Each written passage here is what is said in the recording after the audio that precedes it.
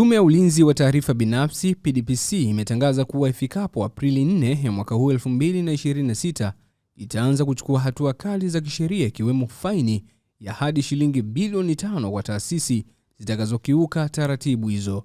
Tume ya Ulinzi wa Taarifa Binafsi leo Machi 26 imetoa msisitizo wa mwisho kwa taasisi zote za umma na binafsi nchini, ikizikumbusha kuwa muda wa usajili wa hiari unafikia tamati Aprili ya mwaka 2026. Akizungumza na waandishi wa habari leo, mkurugenzi mkuu wa tume hiyo Dr. Emmanuel Mkilia amesema kuwa serikali imetoa muda wa kutosha tangu mwaka 2024 ili kutoa fursa kwa taasisi kujipanga. Mimi naitwa Mika Ndaba. Tume ya Ulinzi wa Taarifa Binafsi ikiwa na mamlaka ya kisheria chini ya Sheria ya Ulinzi wa Taarifa Binafsi sura ya 44 inapenda kuzitaarifu taasisi zote zinazokusanya au kuchakata taarifa binafsi nchini kuwa muda wa usajili wa hiari unafikia ukomo tarehe 8 Aprili 2026. Itakumbuka kwamba serikali ilitoa muda wa kutosha wa kujisajili kwa hiari kwa wakusanyaji na wachakataji wa taarifa binafsi kabla ya kuanza kwa utekelezaji kamili wa sheria. Muda huo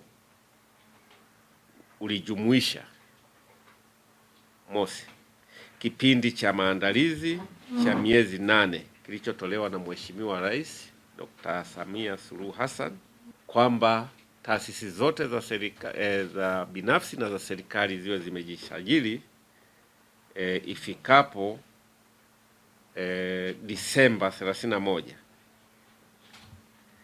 Lakini pia nyongeza ilitolewa ambayo niliitoa mimi mwenyewe kwa sababu tulikuwa tunatakiwa tufanye elimu kwa umma kwa muda wa kutosha.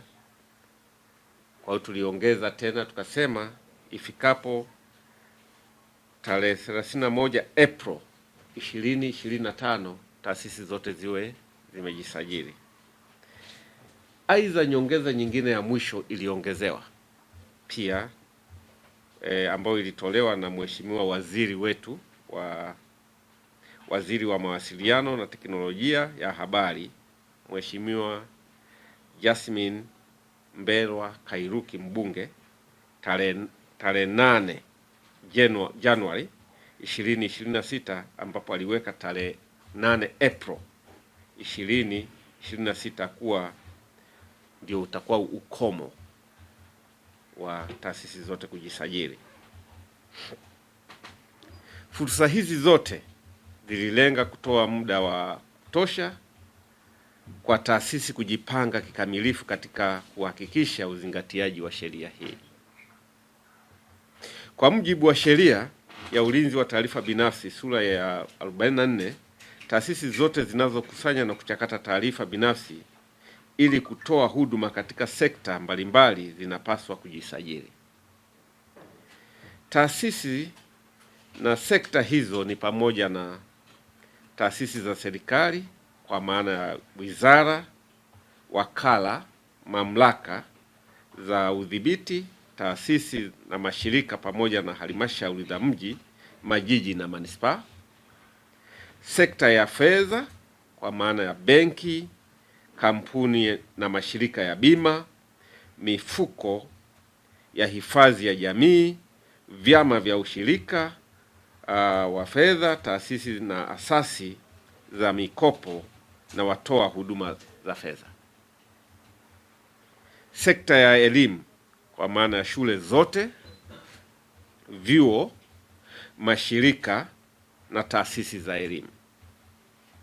Sekta ya afya kwa maana ya hospitali zote, vituo vya afya, zahanati, kliniki za kibingwa, maabara na maduka ya dawa yaliyosajiliwa kuhudumia wagonjwa kwa kutumia bima. Sekta ya mawasiliano na tehama kampuni za simu, watoa huduma za internet, mifumo ya kidigitali, biashara mtandao kwa maana ya e-commerce na vituo vya data. Aidha, usajili unajumuisha pia viwanda vyote, taasisi za ujenzi, watoa huduma ya usafirishaji wa watu, mizigo na vipeto kwa njia ya anga, nchi kavu na majini, kampuni ya utalii, watoa huduma za malazi ikiwemo hoteli na nyumba za kulala wageni, watoa huduma za malazi ikiwemo hoteli, nyumba za kulala na wageni, na kampuni za huduma za kisheria, ajira, uhasibu, ukaguzi, masoko na matangazo, na kampuni za ulinzi. Aidha, usajili unahusisha pia mashirika na asasi za kiraia, mashirika yasiyo ya kiserikali, mashirika ya kimataifa, vyombo vya habari, vyama vya siasa, vyama vya wafanyakazi, jumuiya za kidini na taasisi zake, taasisi za kilimo pamoja na vyama vya ushirika.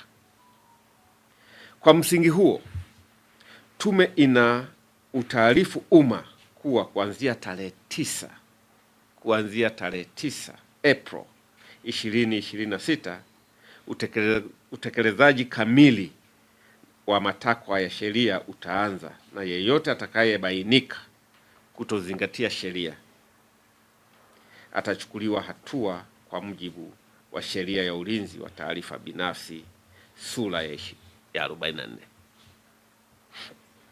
Kwa mujibu wa kifungu cha 60, 61 na 62 cha sheria ya ulinzi wa taarifa binafsi, hatua hizo zinajumuisha adhabu ya faini isiyopungua shilingi 100,000 na isiyozidi shilingi milioni 20 kwa mtu binafsi, au kifungo kisichozidi miaka 10 na au vyote kwa pamoja.